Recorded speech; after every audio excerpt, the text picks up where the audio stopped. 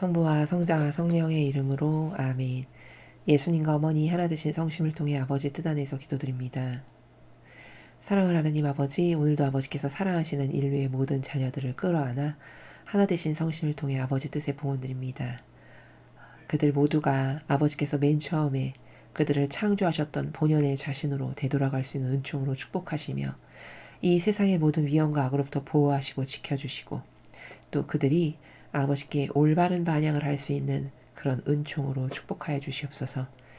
아버지, 저희 사명이 아버지께 드리는 배상과 보속이 단 하나도 낭비됨 없이 아버지께서 온전히 쓰시기에 합당한 그런 거룩한 산 희생제물로서의 배상과 보속이 되게 하여 주시며 저희 사명에 하나 되어 협력하는 모든 영혼의 영과 협력자들의 영혼도 하나 되신 성심을 통해 아버지 뜻에 봉헌드리오니 그들이 아버지 뜻 안에서 살며 이제 새천년 왕국을 살아가기에 합당한 자녀들로서의 올바른 반향을 하는 데 필요한 각각의 은총으로 그들 모두를 축복하여 주시옵소서. 이 모든 기도 우리 주 예수 그리스도의 이름으로 기도드리나이다. 아멘. 성부와 성자와 성령의 이름으로 아멘. 안녕하십니까. 하느님의 뜻성교 피아소냐입니다. 오늘은 추수감사절, 미국 추수감사절에 주신 메시지인데요. 전반부와 후반부 두 차례에 걸쳐서 나누어서 메시지를 주셨습니다. 자, 오늘 어떤 메시지를 주셨을지 여러분들과 함께 학습해 보도록 하겠습니다. 2022년 11월 24일 미국 추수감사절. 저 모리는 또다시 하나님 아버지의 성심이라고 알게 된 큰 불꽃을 봅니다. 하나님 아버지께서 말씀하십니다. 사랑하는 자녀들아, 너희가 너희 나라의 유산을 기념하기 위해 모이는 오늘 나는 나의 안배 아래 번창한 이 선교 사업을 기념한다. 정말 많은 영혼들이 구원되었다. 여러 정부의 방향이 바뀌었으며 여러 정책들의 영성이 나에게로 다시 돌아왔다.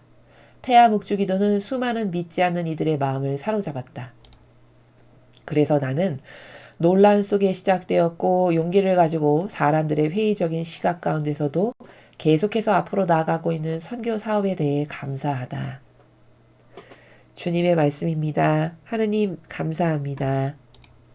자, 같은 날 주신 두 번째 메시지 함께 보시겠습니다. 저 모리는 또다시 하느님 아버지의 성심이라고 알게 된 큰 불꽃을 봅니다. 하느님 아버지께서 말씀하십니다. 나는 거룩한 묵주기도의 각 신비는 감사와 관계되어 있다는 사실을 너희가 깨닫도록 초대한다. 이것은 나의 뜻에 협력하고자 하는 나의 자녀들의 의지에 대한 감사를 말한다. 이 신비들은 나의 성심의 기쁨을 반영한다. 이것을 묵상해 보아라. 주님의 말씀입니다. 하느님 감사합니다.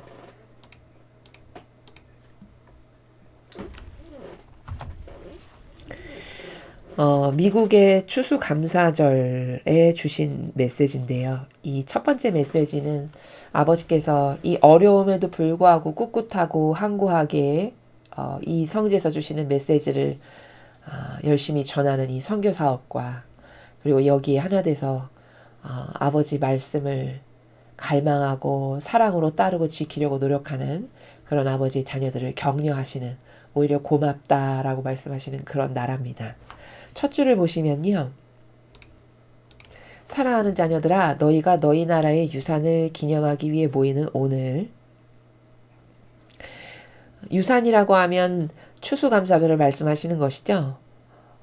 이제 한 해에 아버지께서 주실 많은 은총으로 풍성한 결실을 맺어서 그 결실에 대해서 감사드리는 날, 그런 유산, 그런 것을 기념하기 위해서 너희가 오늘 모였는데 나는 나의 안배 아래 번창한 이 선교 사업을 기념한다. 이렇게 말씀하셨습니다.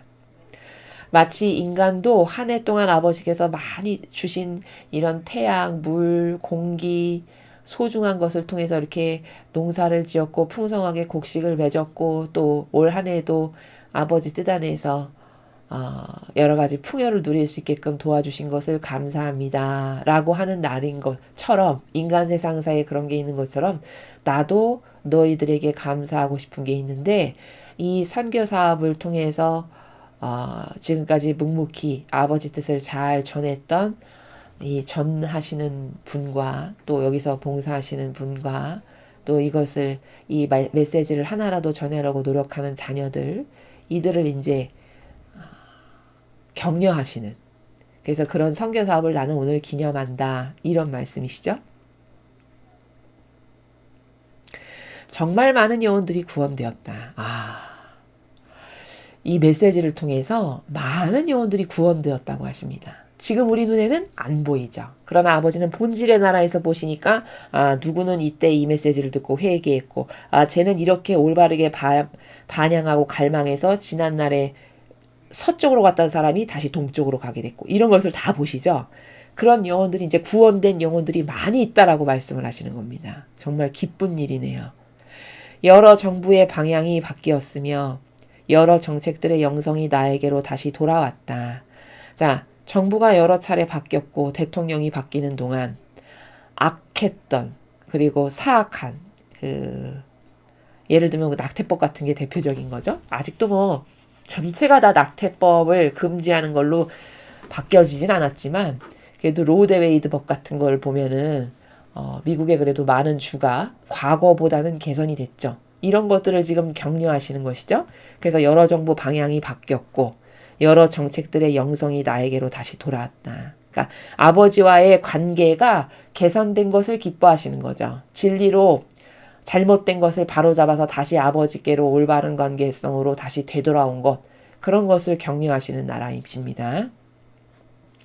태아 묵주 기도는 수많은 믿지 않는 이들의 마음을 사로잡았다. 이 태아 묵주 기도가 중요한 거는 과거 아버지께서 한때 굉장히 집중적으로 이 낙태가 왜 나쁜 것인지를 말씀하셨는데 그 생명의 주인이 아버지시죠. 그 태아가 부모의 몸에 특히 여성의 몸에 착상되게 하시는 것은 아버지의 뜻에 의하여 그렇게 된 거죠. 그리고 그 생명은 아버지가 만드신 거고 나는 단지 부모로서의 중간에 도구적 역할을 함으로써 그 자녀도 나에게 종속적인 내 거가 아닌 내 자녀가 아니라 하느님께서 만드신 하느님의 자녀고 나에게 단지 이 지상에서 그를 잘 돌보고 성숙해지게 길러라 라고 맡겨주신 존재 이렇게 생각해야 올바르다고 제가 말씀드렸죠. 그러면 부모님 되시는 분들은 자녀를 어떻게 길러야 되는 거냐면 그건 소유의 관계성으로 나에게 종속적인 것이 되기 위해서는 큰일 날 일이고 그것이 아니라 어떻게 하면 이 아이의 본연의 자신을 찾아줄까? 하느님께서 이 아이에게 계획하신 세우신 뜻이 뭘까? 그것을 깨닫고 발견할 수 있게 도와주세요. 그래서 제가 그렇게 잘 이끌 수 있게 저를 도와주세요. 이런 기도를 부모님들은 하시면서 동시에 그가 세상을 살아가면서 하느님께 더 가깝고 충직하고 하느님을 진정성으로 사랑할 줄 아는 자녀가 되게끔 이끌어주는 것. 이게 제일 자녀를 올바르게 잘 양육시키고 기르시는 거다라고 제가 말씀드렸죠. 자, 그런데 그런 생명은 하느님이 주신 건데 중간인 내가 감히 나는 도구인데 도구가 이거 필요 없네 해서 죽여버린다. 이러면 살인죄라고 말씀드렸죠. 그래서 낙태죄가 큰 죄입니다. 그래서 낙태는 어떤 경우에도 있어서는 안 될 죄라고 아버지가 그렇게 말씀을 하시는 거예요.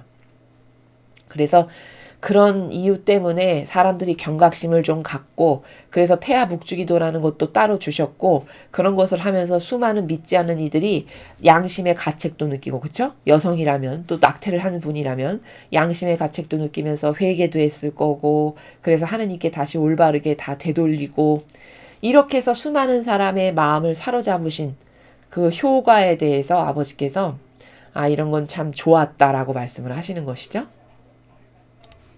그래서 나는 논란 속에 시작되었고 용기를 가지고 사람들의 회의적인 시각 가운데서도 계속해서 앞으로 나가고 있는 선교 사업에 대해 감사하다. 참 미미한데 인간의 작은 노력 하나까지도 아버지께서는 이렇게 감사하다라고 말씀해 주시는 것. 오히려 이런 아버지께 우리가 감사드려야 되겠죠. 별것 아닌 그냥 아무리 순종하려고 노력해도 인간의 순종은 다 부족함이 있거든요. 우리는 의지를 아무리 곱게 가지려고 해도 타고난 그 한계성이 죄악의 원죄를 저지른 죄악의 인간이다 보니 아무리 잘해드리려고 해도 부족함이 있을 수밖에 없습니다. 그래서 늘 죄송한 마음을 가져야 되는 게 정상인데 그런데도 불구하고 우리들에게 특히 이제 이 선교 사업을 묵묵히 열심히 하고 계시는 분들에 대해서 아버지께서 오히려 감사하다라고 하는 말씀을 지금 추수감사절에 맞춰서 아버지께서 해주고 계신 거다. 이건 유의미한 거다. 왜냐하면 감사를 드려야 되는 날이잖아요. 추수감사절의 의미 자체가. 그래서 그 유의미한 날을 맞춰서 지금 아버지께서 말씀을 주고 계시다. 이렇게 볼 수 있습니다. 자, 그럼 같은 날 주신 두 번째 메시지를 보시겠습니다. 나는 거룩한 묵주기도의 각 신비는 감사와 관계되어 있다는 사실을 너희가 깨닫도록 초대한다. 오늘 추수감사절이다 보니까 포커스를 온통 감사해야 될 것에 맞춰서 지금 말씀을 하시네요. 그렇죠? 근데 우리가 묵주기도 많이 바쳐봐서 알지만 각각의 그 신비가 감사랑 관계되어 있다는 사실을 우리가 깨달아야 된대요. 자, 어떤 감사인지 한번 뒤를 보죠. 이것은 나의 뜻에 협력하고자 하는 나의 자녀들의 의지에 대한 감사다. 새로운 관점입니다.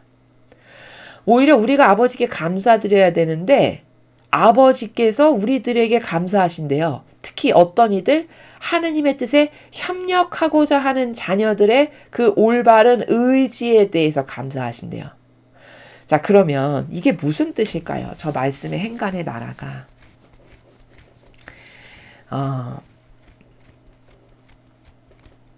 이런 거죠. 이 묵주기도를 할 때 우리의 마음의 자세가 어떤 거냐면 그 한 단 한 단의 신비를 묵상하면서 이런 정신이 올바른 것이니까 내가 여기에 하나 되고 협력하고 아버지께 사랑을 드려야지. 어떤 이런 올바른 의지를 가지고 여러분이 하시죠. 예를 들어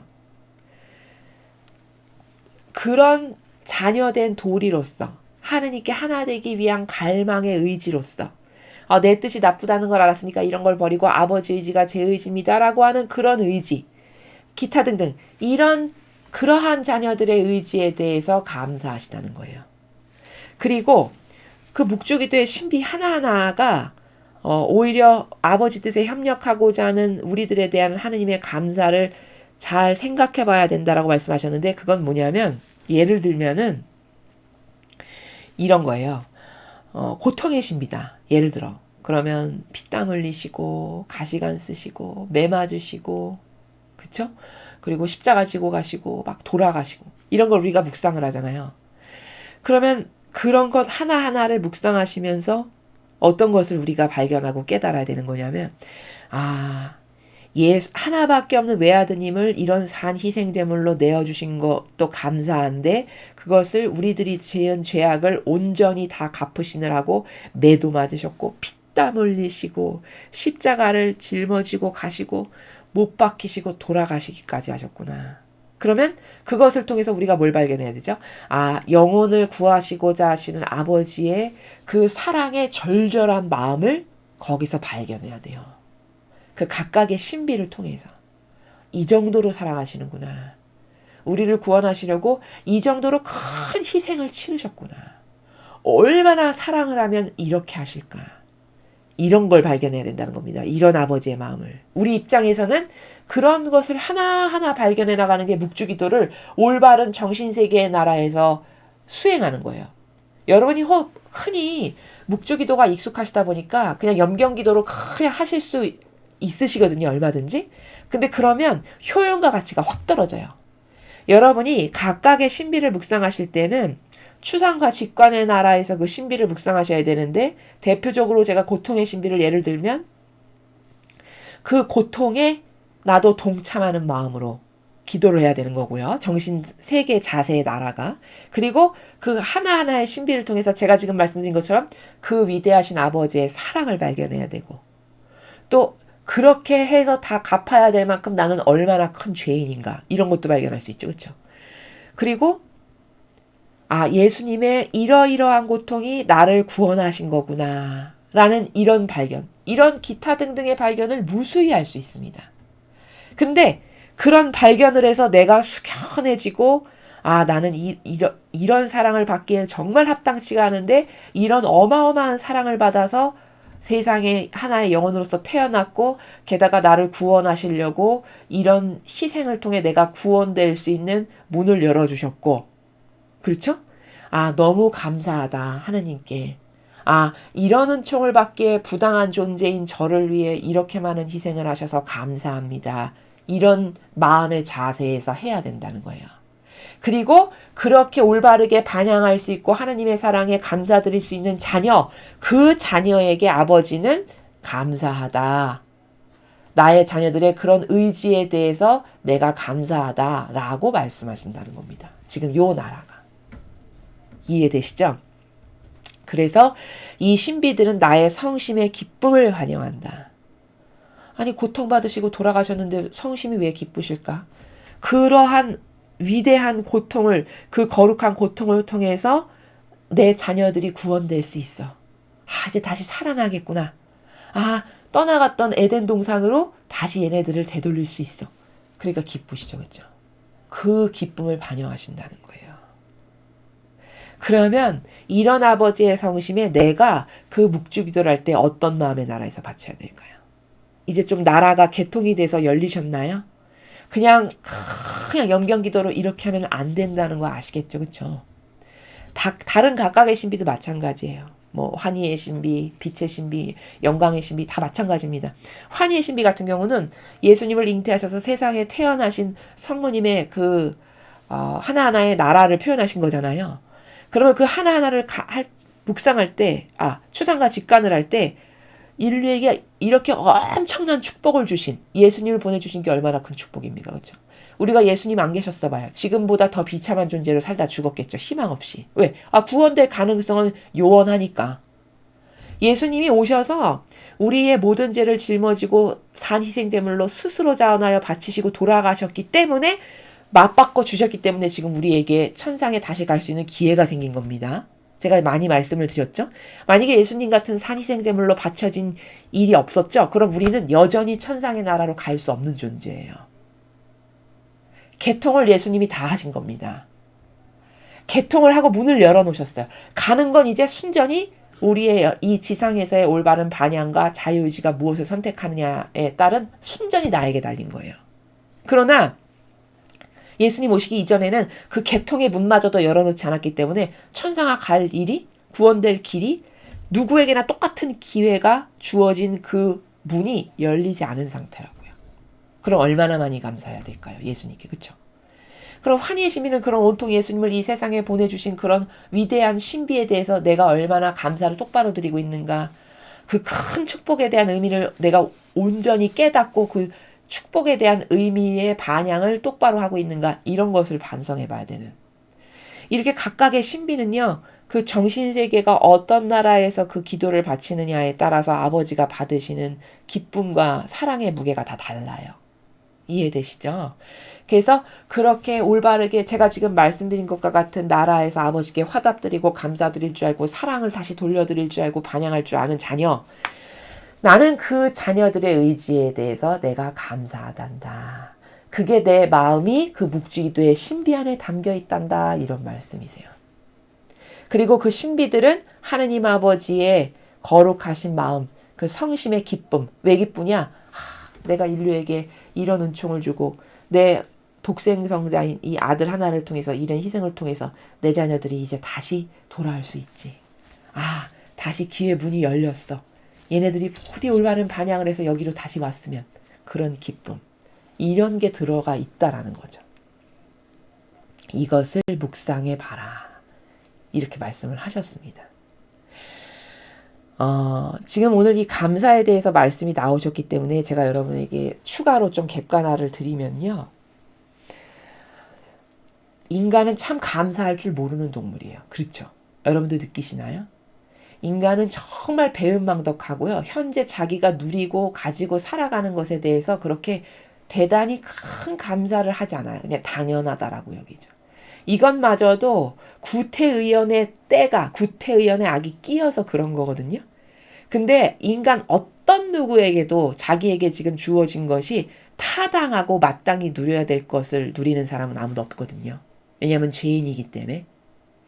태생 자체가, 본적지 자체가 원죄를 가지고 있는 죄인이라고요. 그럼 죄인에게 그런 것을 누리는 게 합당하냐? 가당치 않고 타당치 않아요. 다 감사드려야 될 일이죠. 그렇죠? 그러나 감사드리는 것에 인색하고 감사를 아예 잊고 살죠. 그렇죠? 이런 인간의 현 주소를 잘 깨닫고 성찰할 줄 알아야 되고요.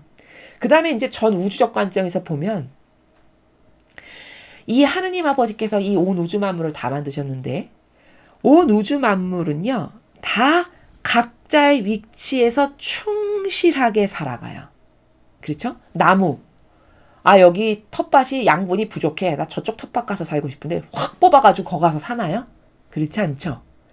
일평생 하나에 묻혔죠. 그럼 묵묵히 아무 불평불만 없이 어떤 짜증도 없이 그냥 봄이 되면 꽃 피고 여름이 되면 싱싱하게 푸르러서 산소 많이 내주고 가을 되면 때가 되면 아버지의 그 섭리와 다스림에 의해 단풍으로 바뀌고 겨울 되면 다 떨어뜨리고 앙상한 가지로 있고 단 한 번도 그 질서에서 벗어나질 않아요. 그렇죠? 다른 동물도 마찬가지입니다. 개. 그 개가 인간이 지금 끼어들어서 집에서 이상하게 사람보다도 더 귀한 존재로 애완견으로 길러서 그렇지 원래 태생이 밖에서 그냥 길러야 되는 말 그대로 그냥 동물인데 그 개라고 하는 동물도 그냥 자신의 본래 위치에 충실하지 거기서 뭐를 넘본다던가 그렇죠? 사욕과 욕망을 가져서 뭐를 뛰어넘어서 내가 인간과 같은 저 세계에 가서 살고 싶다거나 이런 거 하지 않잖아요. 그렇죠?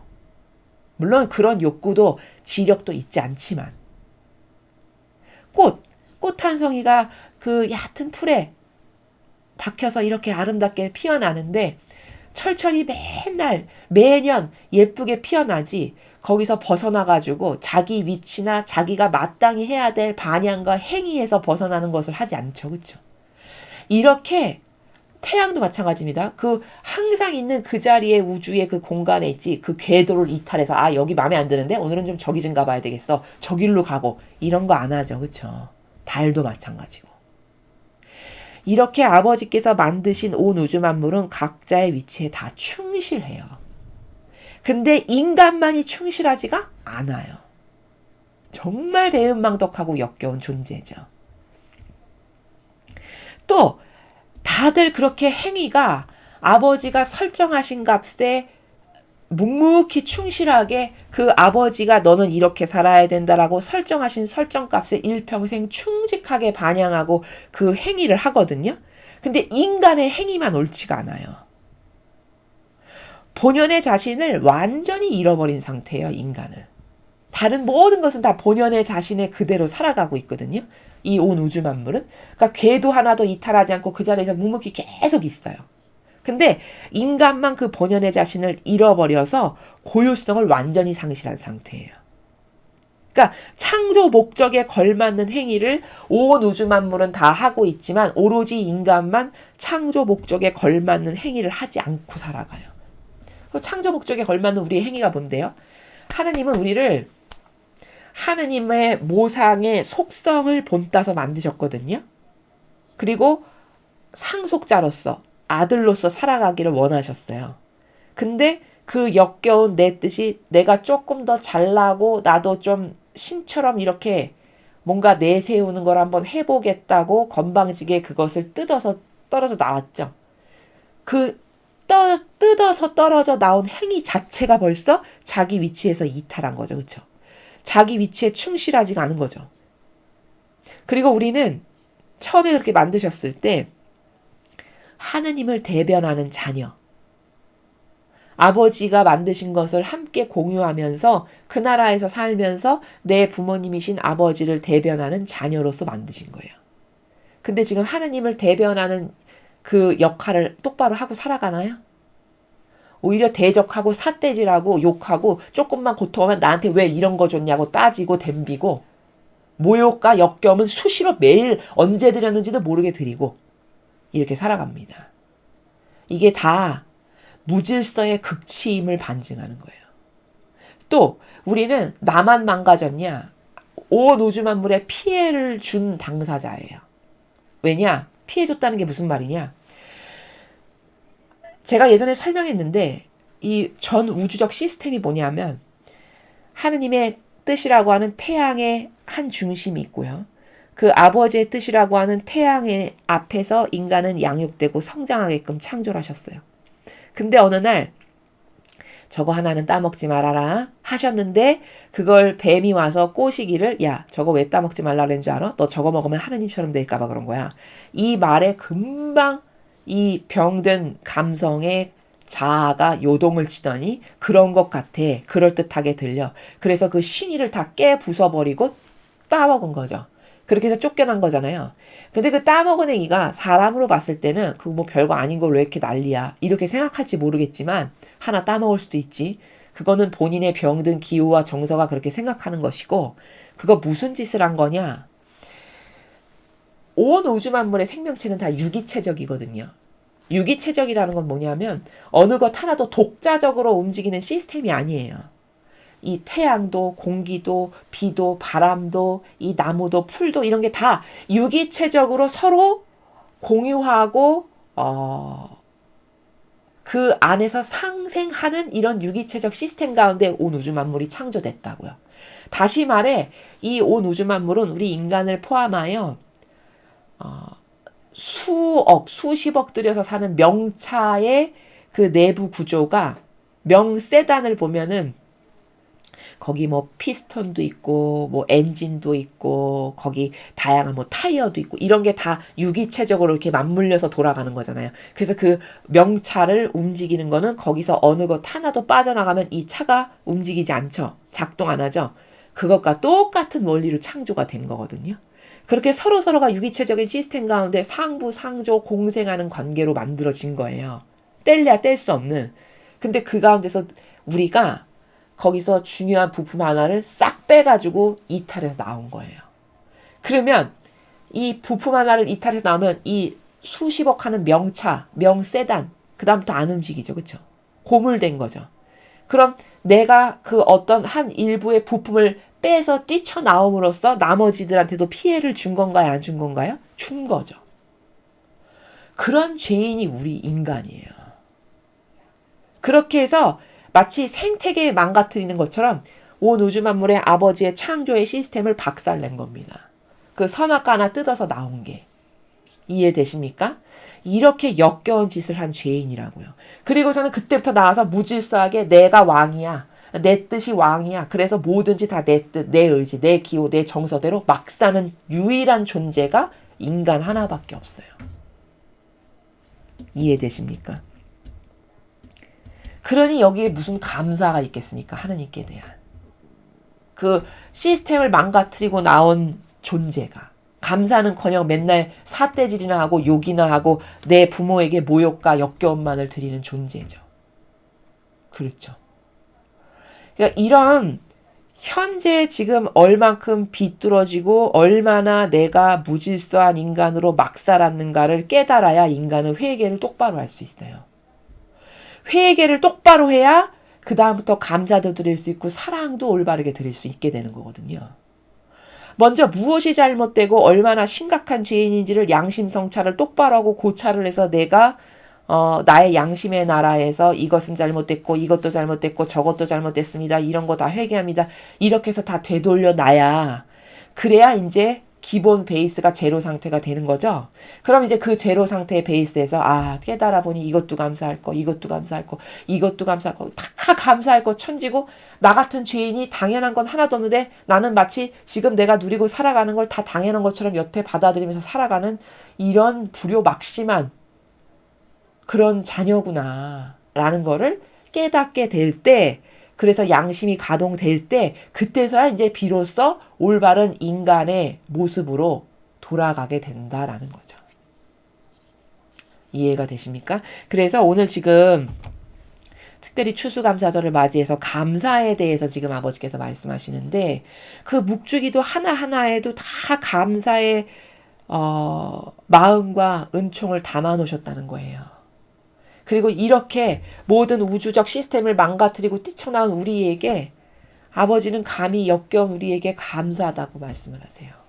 그 조금 반향 올바르게 하면 아유 이쁘다 잘했다 격려하는 아버지와 같은 거죠. 그렇죠? 여러분 이런 거 이렇게 들으시면 가슴이 이렇게 먹먹하지 않으신가요?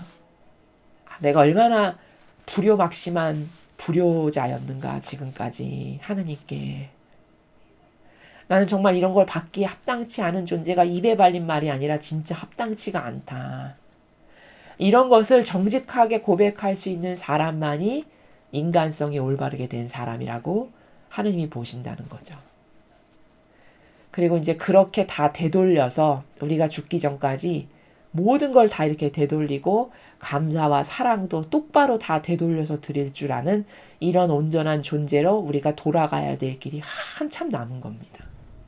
그래서 오늘 특별히 이 추수감사절날 주신 메시지를 통해서 여러분도 잘 못 느끼시겠으면은 종이에 적어보세요. 내가 진짜 빈손으로 온 거잖아요. 그쵸? 빈손으로 왔는데 이렇게 많은 거를 지금 누리고 건사하면서 살게 된 거잖아요. 그럼 내가 감사해야 될 게 무엇일까를 이렇게 적어보십시오. 굉장히 마음이 숙연해지고 겸허해지실 거예요. 그러면서 하느님께 일회성이 아니라 내가 얼마나 많은 감사와 사랑을 돌려드려야 될 게 얼마나 많을까를 여러분이 정직성이 있으시면 그 정직성의 나라에서 하나하나 꼼꼼히 적어보시고 혼자 조용히 그걸 고찰하셔서 정말 불효막심한 역겨운 저 같은 죄인을 아버지 이렇게 살려주시려고 예수님도 보내주시고 기회를 주시고 게다가 이렇게 진리까지 가르쳐 주시니 너무 감사합니다. 제가 더 잘 반향할 수 있는 은총 하나만을 주십시오. 저는 원하는 게 아버지께 그런 올바른 사랑을 드리는 은총 단 하나만을 원합니다. 만약에 이런 영혼이 있다면은 여러분이 부모라면은 그 자녀가 얼마나 예쁘실까요? 그렇죠? 우리가 하느님께 그런 자녀가 돼야 한다라는 것을 여러분에게 다시 강조해서 말씀을 드립니다. 오늘 이 내용에 대해서 혼자 곰곰이 성모님과 함께 곰 씹으면서 더 많은 것을 발견하시는 하루가 되셨으면 좋겠습니다. 이상으로 2022년 11월 24일 미국 추수감사절 메시지 해설을 마치겠습니다. 감사합니다.